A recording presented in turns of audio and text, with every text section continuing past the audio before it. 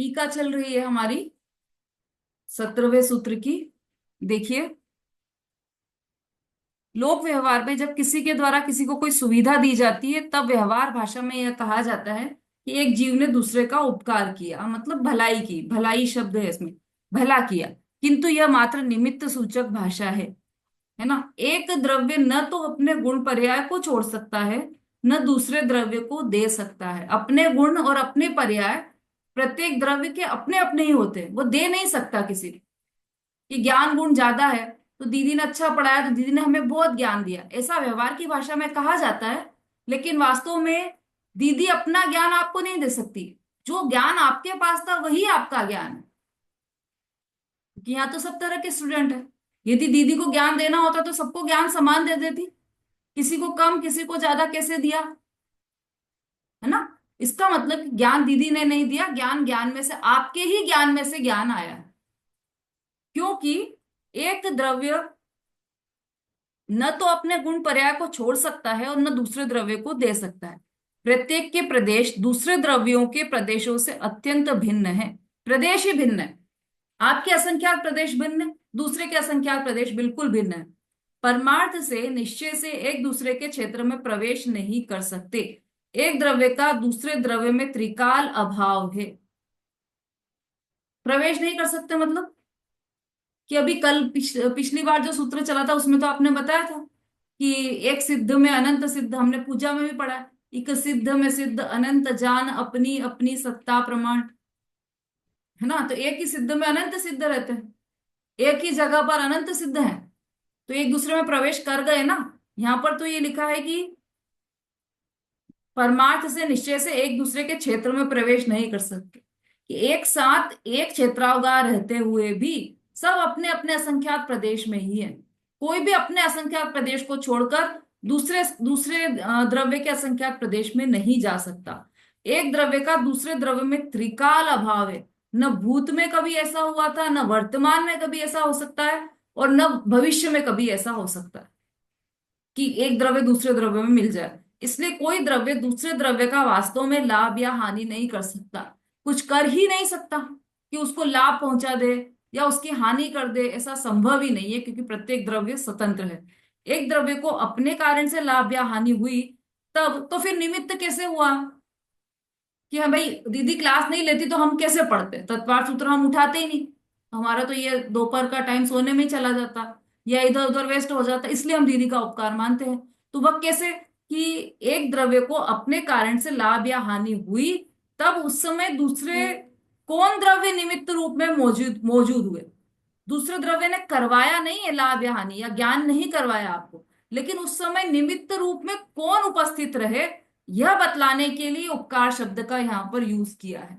इस सूत्र में यूज क्यों किया उपकार शब्द का, कि उस समय निमित्त कौन था, उस समय उपस्थित कौन था, केवल यह बतलाने के लिए, है ना। इसके लिए प्रथम अध्याय के 14वें सूत्र की टीका निकालिए। पहला अध्याय उसका 14वां सूत्र निकालिए।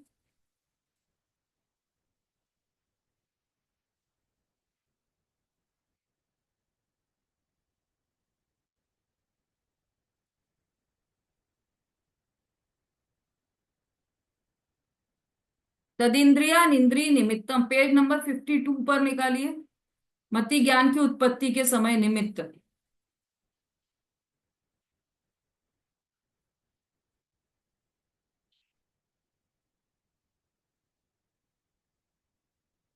पूरी टीका स्पेशली उपादान और निमित्त की दी है। देखिए ये मेन जो है ना 55 नंबर पेज पर, वो पढ़ लेते हैं हम। प्रत्येक कार्य में दो कारण होते हैं, मिल गया सबको। 55, पेज नंबर 55। प्रत्येक कार्य में दो कारण होते हैं, उपादान कारण और निमित्त कारण।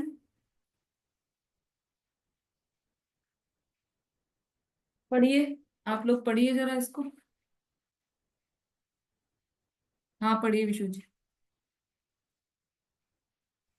प्रत्येक कार्य में दो कारण होते हैं, एक उपादान और दूसरा निमित्त। इनमें से उपादान तो निश्चय वास्तविक कारण है और निमित्त व्यवहार आरोप कारण है। अर्थात वह जब उपादान कार्य कर रहा हो तब वह उसके अनुकूल उपस्थिति रूप विद्यमान होता है। कार्य के समय निमित्त होता है, किंतु उपादान में वह कोई कार्य नहीं कर सकता, इसलिए उसे व्यवहार कारण कहा जाता है। जब कार्य होता है तब निमित्त की उपस्थिति के दो प्रकार होते हैं, एक वास्तविक उपस्थिति और दूसरा काल्पनिक उपस्थिति। जब छद्मस्त जीव विकार करता है तब द्रव्य कर्म का उदय उपस्थिति रूप होता ही है। वहां द्रव्य कर्म का उदय उस विकार का वास्तविक उपस्थिति रूप निमित्त कारण है।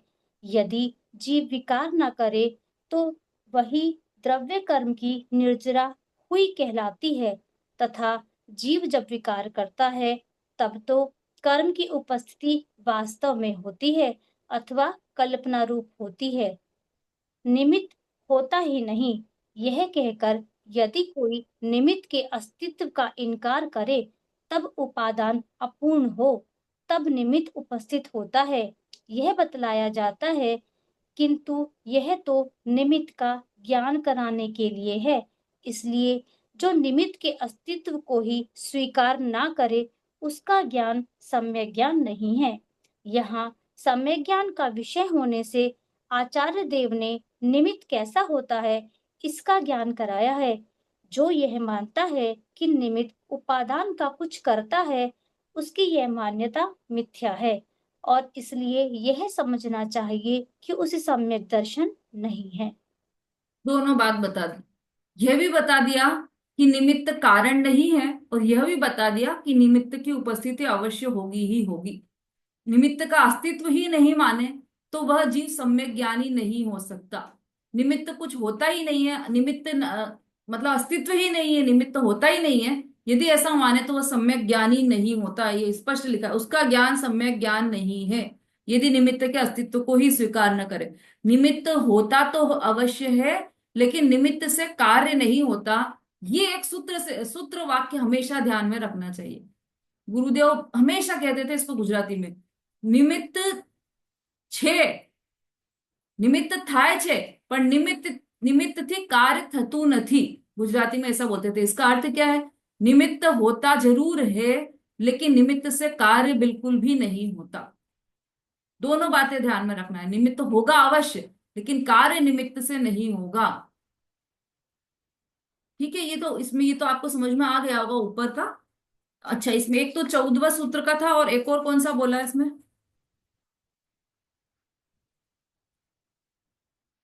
22वें सूत्र की टीका। अब अभी आएगा 22वां सूत्र, तब हम देखेंगे। मतलब मुख्य रूप से इसमें यही बात है कि यहाँ पर जो उपकार शब्द लिया है वह निमित्त के अर्थ में लिया है, भलाई के अर्थ में नहीं लिया है, परस्पर हेल्प करने के अर्थ में नहीं लिया है।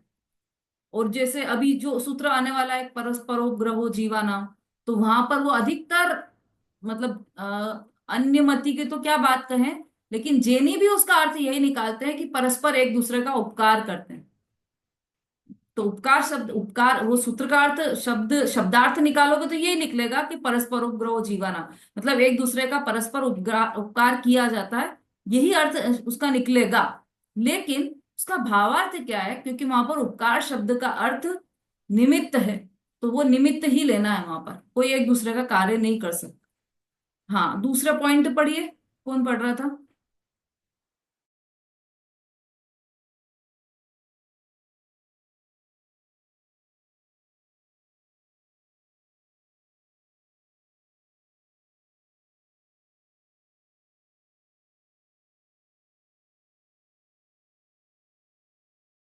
करते थे। जय जिनेन्द्र दीदी,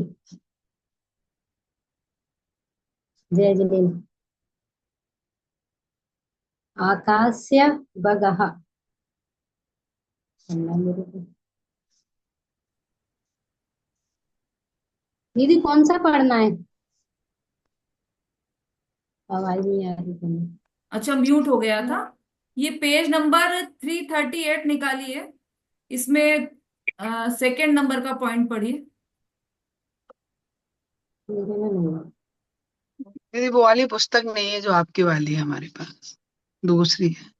अच्छा, कल्पना जी आप पढ़िए। मेरे पास नहीं है दीदी। अच्छा, आपके पास भी नहीं? जिनवाणी, हाँ मेरे पास नहीं। चलिए अनीता जी पढ़िए। तो वहां से बंद है। दीदी जय ने, हम्म। यह सूत्र धर्म और अधर्म द्रव्य का लक्षण बताता है। नंबर 3, उपग्रह निमित्त अपेक्षा कारण हेतु, यह सभी निमित्त बताने के लिए प्रयोग किए जाते हैं। उपकार शब्द का अर्थ भला करना नहीं है, नहीं लेना। कुछ कार्य को निमित्त होए इसको उपकार जानिए, अर्थात किसी कार्य में जो निमित्त हो उसे उपकार कहते हैं।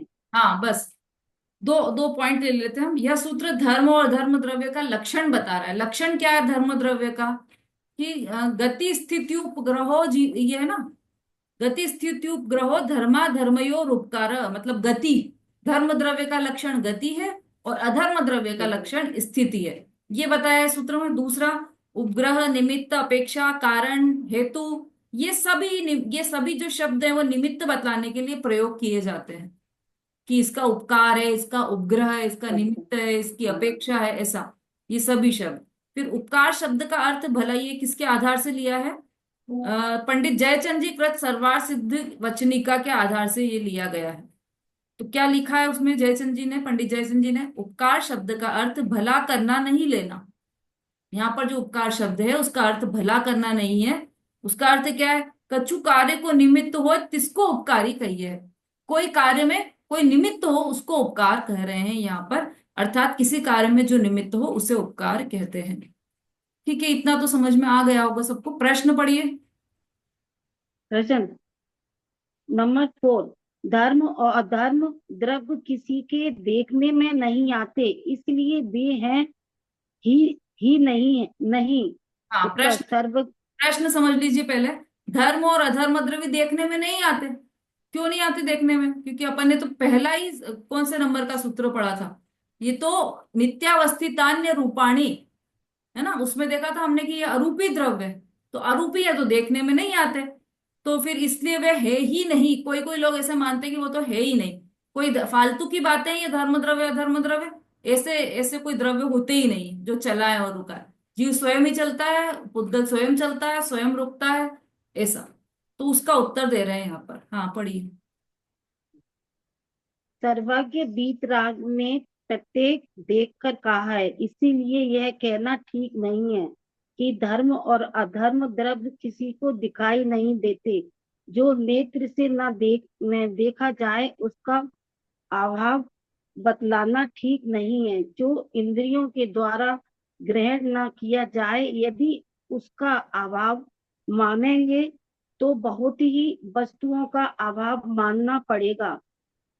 जैसे अमुक पेड़ी के बुजुर्ग दूर बर, दूर बढ़ती देश भूतकाल में हुए पुरुष भविष्य में होने वाले पुरुष या कोई आंख से नहीं देखे जाते, इसीलिए उनका भी अभाव मानना पड़ेगा। अतः यह तर्क यथार्थ नहीं है। अमूर्तिक पदार्थों का सम्यक ज्ञानी क्षत्रस्य अनुमान प्रमाण से निश्चय कर सकता है और इसीलिए उसका यह लक्षण कहा है। हम्म। देखिए इसका उत्तर दिया है, धर्म और अधर्म द्रव्य होते ही नहीं है, किसी ने ऐसा कहा। तो उसका उत्तर यहाँ पर दे रहे हैं कि सर्वज्ञ वीतरागी देव ने प्रत्यक्ष देखा है धर्म द्रव्य और अधर्म द्रव्य को। इसलिए ऐसा कहना ठीक नहीं है कि धर्म द्रव्य और अधर्म द्रव्य होते नहीं, क्योंकि सर्वज्ञ की बात तो हम मानते ही हैं। और वैसे भी तर्क से जो इंद्रियों के द्वारा जो नेत्र से न देखा जाए उसका अभाव बतलाना ठीक नहीं। कि हमको आंखों से नहीं दिखाई दे रहा इसलिए हम मानेंगे ही नहीं कि वो है कि नहीं, है ना। तो हमें तो आंखों से वो भी नहीं दिखाई दे रही हवा, तो उसको हवा को मानते हो कि नहीं मानते हो? कि चल कोई बात नहीं, आंखों से नहीं दिखाई दे रही है तो हमको महसूस तो हो रही है, आर फील तो हो रही है, तो इसलिए हम मान लेते हैं कि वो है हवा। लेकिन धर्म द्रव्य और अधर्म द्रव्य तो फील भी नहीं हो रहे, है ना। तो जो हमारी हमको न आंखों से दिखाई दे, न कानों से सुनाई दे, न चखने में आए, न स्पर्श करने में आए, ऐसी वस्तु को हम कैसे माने कि वह वस्तु है? कि तुम ऐसी वस्तुओं को वस्तु मानते हो? क्या अभी जो तुम्हारे पापा हैं उनके पापा थे ऐसा मानते हो? क्या उनको, दादाजी को तो हमने बचपन से देखा था, तो दादाजी के पिताजी को देखा था क्या? कि नहीं नहीं, उनको नहीं देखा। दादाजी, मान लो उनको देखा भी हो, तो दादाजी के जो दादाजी थे उनको देखा था क्या? कि नहीं, उनको तो नहीं देखा। तो थे कि नहीं थे वो? कि नहीं, थे तो सही, पक्की बात है कि वो थे, और उनका ये नाम था।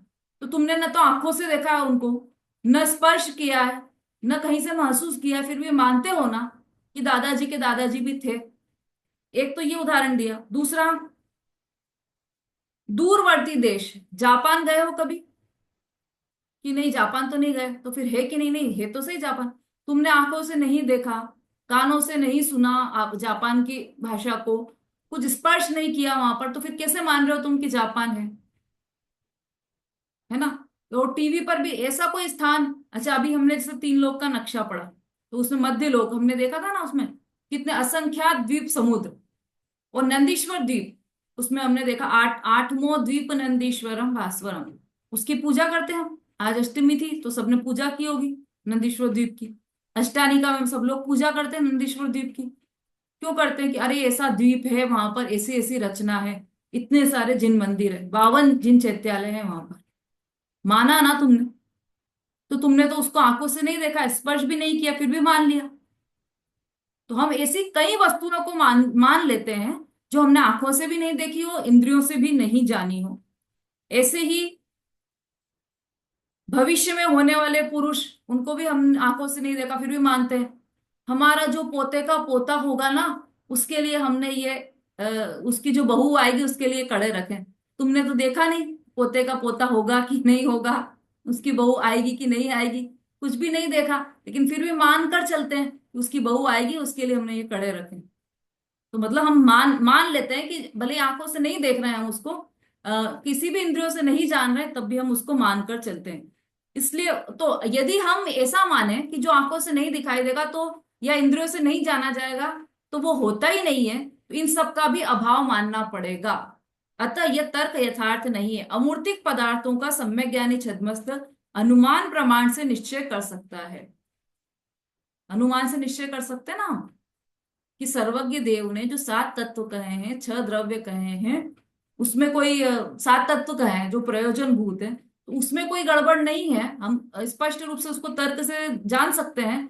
तो फिर ये अप्रयोजन भूत बातें, उन उसमें क्यों गड़बड़ करेंगे वो? उनको क्या फर्क पड़ेगा यदि हम धर्म द्रव्य और अधर्म द्रव्य को मान लेंगे या नहीं मानेंगे? तो सर्वज्ञ को तो कुछ फर्क नहीं पड़ेगा।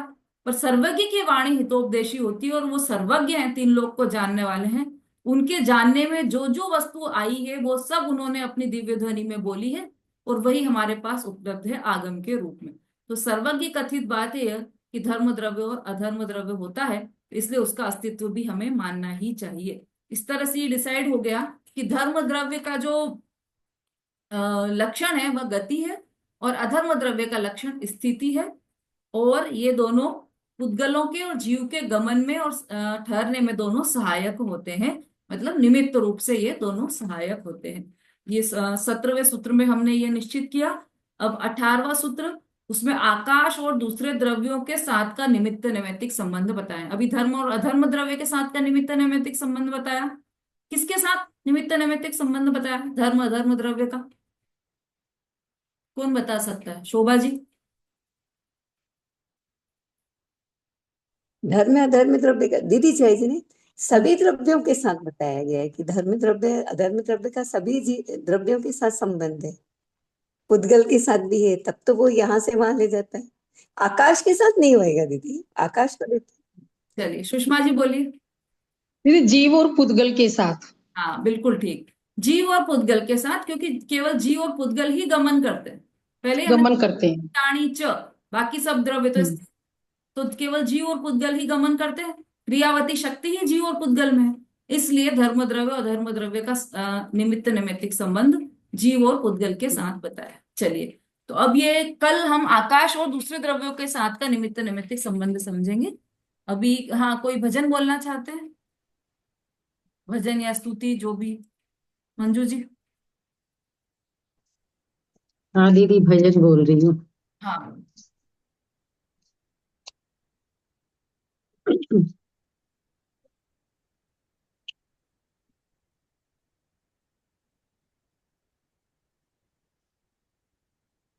भगवान महावीर के जन्म के उस पे बोल रही हूँ दीदी।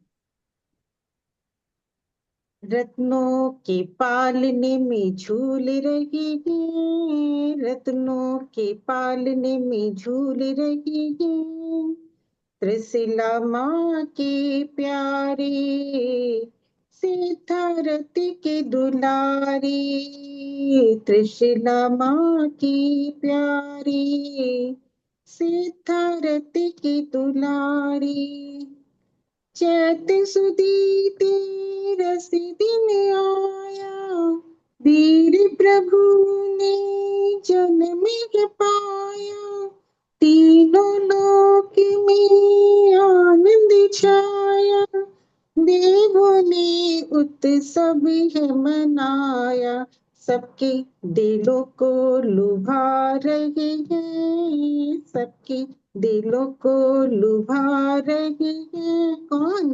त्रिशिला माँ की प्यारी, सिद्धारती की दुलारी, त्रिशिला माँ की प्यारी, सिद्धारती की दुलारी।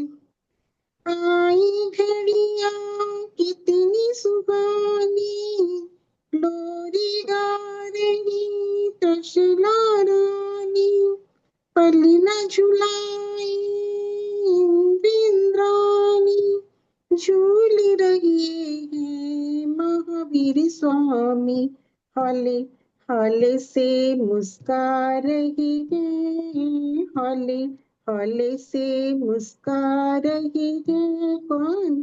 त्रिशिला माँ की प्यारी, सिद्धारती की दुलारी, त्रिशिला माँ की प्यारी, सिद्धारती की दुलारी।